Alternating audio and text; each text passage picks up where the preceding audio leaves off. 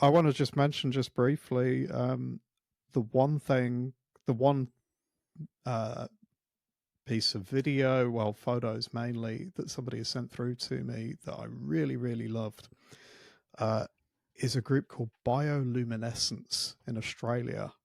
And I'll link them up in the show notes because what they do is they do workshops with kids, and they have a fleet of iPads.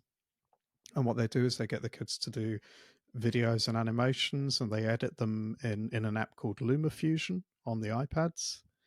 And then, as this is a big space that they've got to work in with a lot of outside space, and as the sun goes down, the projectors go on, and they let the kids use my app on those iPads to play their animations and videos back and do a performance. Wow, that's really Um, cool. yeah, so that's probably been the highlight actually for me of this whole ninth birthday thing, is to get feedback like that and to see some of those things.